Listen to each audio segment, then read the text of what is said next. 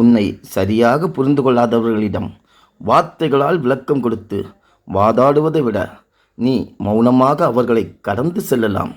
ஆனால் கேள்விகள் உன்னை காயப்படுத்தினால் மௌனமாய் இருந்து விடாதே. ஏனென்றால் உன்னை ஊமை என்று நினைத்து விடுவார்கள்.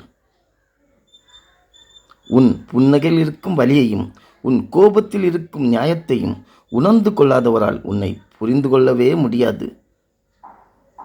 தேடி தேடி போனால் நீ அலட்சியப்படுத்தப்படுவாய். உன் மகத்துவம் தெரியாதவர்களுக்கு உன் முகத்தை கூட காட்டாதே. உன்னை அளவைப்பவர்கள் யாரென்றால் ஒரு காலத்தில் உன்னை அளவில்லாமல் நேசித்தவர்கள். அவர்கள் நேசித்தவர்கள் அல்ல, நேசித்தது போல் உனக்கு காண்பித்தவர்கள். அன்புக்கு எல்லையில்லை என்று நினைத்து நீ அதிக அக்கறை எடுத்து பழகியிருப்பாய். ஆனால் இதற்கு மேல் உனக்கு உரிமை இல்லை என்பதை அவர்கள் பல சந்தர்ப்ப சூழ்நிலைகளில் உனக்கு வெளிப்படுத்தி இருப்பார்கள். ஆசை எது மீது வேண்டுமானாலும் எவர் மீது வேண்டுமானாலும் வந்து போகும். ஆனால் நீ அடிமையாவது அது உண்மையான அன்பு என்று நம்பித்தான்.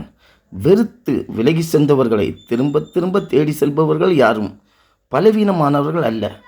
உயிரிருக்கும் வரைக்கும் இதுதான் உறவென்று தவறான நபர்களை தேர்வு செய்தவர்கள். அன்போ அக்கறையோ உன் மீது இருந்தால் யாரும் உன்னை புறக்கணிக்க மாட்டார்கள்.